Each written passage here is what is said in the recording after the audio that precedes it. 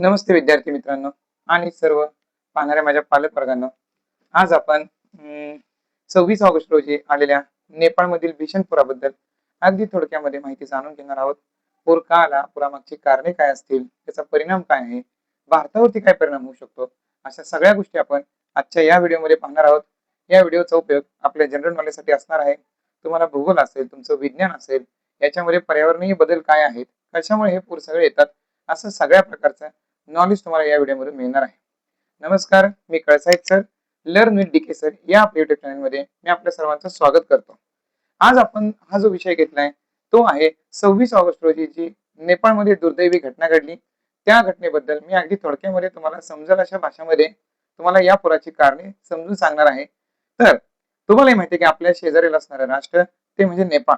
नेपाळ हे हिमालयाच्या कुशीत वसलेलं असतं आणि त्यामुळे हिमालय म्हणलं की सतत अतिवृष्टी येणे, हिमनग कोसळणे, दऱ्यांमधून वेगाने पाणी वाहणे, कधी कधी नद्या वितळल्यामुळे, बर्फ वितळल्यामुळे अति प्रमाणात पाणी येणे, ढगफुटी येणे, हे असे प्रकार नेपाळमध्ये सतत सुरू असतात.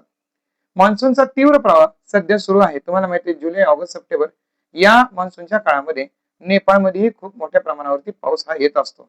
त्याच प्रमाणात हिम नद्या वितळत असतात आणि त्याच प्रमाणात सध्या एक कारण महत्वाचं आहे ते म्हणजे हवामानात होणारा बदल, लँडस्लाइड, दरड कोसळणे, ग्लेशियर कोसळणे, अशा प्रकारच्या घटना वारंवार नेपाळच्या भागात आणि आपल्या भारताच्या हिमालयाच्या भागामध्ये सतत घडत असतात. आता तुम्हाला माहिती आहे की आपल्या भारतामध्ये असणारी एक नदी आणि सध्याच्या पुरामध्ये कारणीभूत ठरलेली नेपाळच्या नद्या ह्या परत नेपाळमधून उगम पावणाऱ्या या नद्या या भारतामध्येच येत असतात. आता यात कोणती नदी भारताची, तर भारताच्या बिहारमध्ये असणारी कोसी नदी, गंडक नदी, बागमती नदी या नद्या या नेपाळमध्ये उगम पावणाऱ्या त्रिशूला नदीचं पुढचं रूप धरून आपल्याकडे येत असतात. त्यामुळे नेपाळमध्ये आलेल्या या रौद्ररूपाचा परिणाम पुढे जाऊन आपल्या बिहारला बी होण्याची शक्यता नाकारता येत नाहीये. कारण तुम्हालाही माहिती आहे की कोसी नदीला तर आपण बिहारचं दुःखासुर असं म्हणतो. मग सुरुवात कुठून झाली या पुराची, तर तुम्हाला माहिती आहे की नेपाळ तिबेटच्या सीमेवर असणाऱ्या गोटीकुशी, त्रिशोली या नद्यांमध्ये एक हिमनग आडवा अचानकपणे पडला. आता हा हिमनग कसा होता, हा महापूर आला कसा नक्की, तर हिम नदीच्या भागातील बर्फ आणि खडकांचा मोठा तुकडा, हा तुकडा खूप उंचावरून, किती उंचावरून, तर 17,200 फूट उंचीवरून या त्रिशोली गोटेकुशी नदीमध्ये तो कोसळला, वेगाने कोसळला. हा कोसळल्यानंतर 4,000 फूट दरीच्या तळात आला आणि एवढ्या वेगाने हा बर्फाचा तुकडा पडल्यामुळे प्रॉब्लेम काय झाला की तिथं एखादा भूकंप येतो की काय, अशा प्रकारे खूप मोठ्या प्रमाणात धक्के जाणवले. या पडलेल्या खूप मोठ्या ग्लेशियरच्या, हिमालयाच्या या बर्फाच्या तुकड्याने झालं असं की नदीचं पाणी पूर्णपणे अडवून धरलं गेलं. पाणी अडवल्यामुळे पाण्याचा प्रवाह खूप मोठ्या प्रमाणात अडवला गेला. नुसत्या हिम नदीच्या या ग्लेशियरच्या तुकड्यामुळे नदीचा अनेक मोठ्या प्रमाणात आलेला गाळ असेल, काही झाडं असतील, काही दगड मातीचा चिखल असेल, असा अनेक प्रकार, बर्फ, असे अनेक प्रकार हे तिथे जाऊन अडले गेले.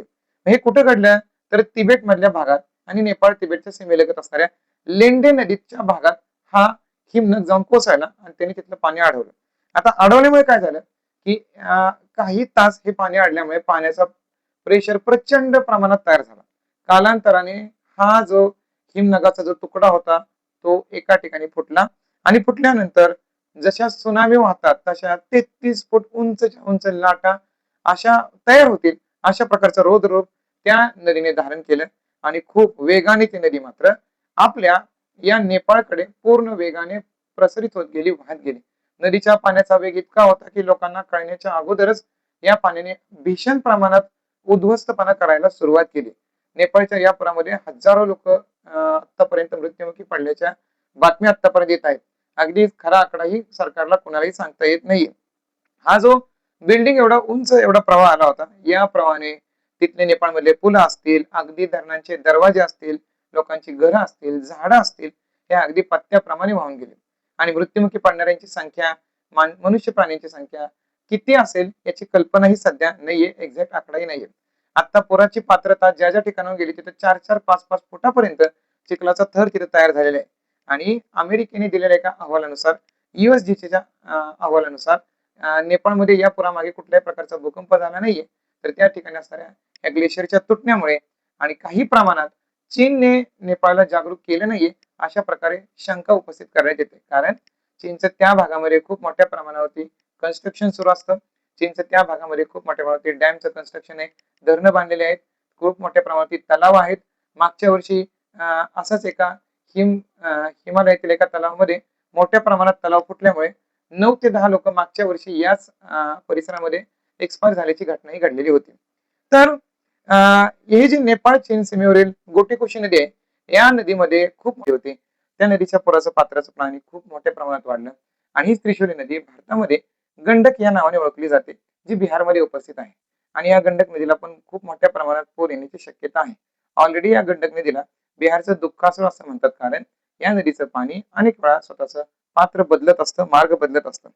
सॅटेलाइटच्या एखाद्या इमेजनुसार जर तुम्ही बघितलं की नेपाळमधील पुराची भीषणता एवढी मोठी होती की जिथे नदीचं पात्र 50 मीटर रुंद होतं, तिथे हे पात्र 300 ते 400 मीटर रुंदीपर्यंत पसरलं. याच्यावरून तुम्ही कल्पना करू शकता की हा पूर किती मोठ्या प्रमाणामध्ये आला असेल. नेपाळमधला रसोवा असेल, नोवाकोट असेल, गोरखा, चितवा, धाडिंग अशा अनेक जिल्ह्यांना या पुराचा मोठ्या प्रमाणावरती फटका बसला. त्यांचे सीमेचे पूल असतील, राष्ट्रीय महामार्ग असतील, त्यांचे जलविद्युत प्रकल्प असतील, अगदी पत्त्यासारखे कोसळले गेले. हजारो लोकांना अचानकपणे बेघर व्हावं लागलं. भारतातीलही 250 पेक्षा जास्त लोक किंवा अनेक असे श्रद्धाळू लोक हे कैलास मानसरोवरामध्ये दर्शनासाठी गेले असता तेही नेपाळच्या या भागामध्ये अडकले आहेत आणि त्यासाठी भारत सरकार त्यांना सुखरूपपणे घरी आणण्यासाठी प्रयत्न करत आहे. नेपाळचे जे पंतप्रधान आहेत बालिन शहा, यांच्याशी आपले पंतप्रधान श्री नरेंद्र मोदी यांनी चर्चा करून आपल्या भारताकडून जास्तीत जास्त मदत आतापर्यंत त्यांना पोहोचवली आहे. नेपाळमधल्या या पुराचा फटका बिहारमधील पश्चिम चंपारण, वैशाली सारख्या जिल्ह्यांना पण बसण्याची शक्यता आहे, म्हणून त्यांना हाय अलर्ट मोडवरती टाकण्यात आले नाही. त्यासोबत आपल्या भारताची एनडीआरएफची टीम सुद्धा पूर्णपणे रेडी आहे. जर अशी काही घटना घडल्यास आपलं गव्हर्नमेंट सुद्धा प्रिव्हेंटिव्ह ऍक्शन घेण्यासाठी तयारच आहे. मागच्याही वर्षी अशा प्रकारची दुर्दैवी घटना घडली होती. अशा घटना घडायला कारणीभूत काही चायनासारख्या देशाचे कन्स्ट्रक्शन पण असू शकतात. त्यासोबत ग्लोबल वॉर्मिंग आहे, क्लायमेट चेंज आहे, हवामानात असणारा बदल आहे आणि चीनने लपवलेल्या माहितीमुळेच एवढ्या मोठ्या प्रमाणात नेपाळचं नुकसान झालं असावं, असे पण काही तज्ञ लोक शंका व्यक्त करत आहेत. तर आपण ही जो नेपाळचा पूर कसा आला याबद्दल थोडक्यात माहिती जाणून घेतली. जर तुम्हाला व्हिडिओ आवडला असल्यास चॅनेलला लाईक करा, सबस्क्राईब करा. धन्यवाद.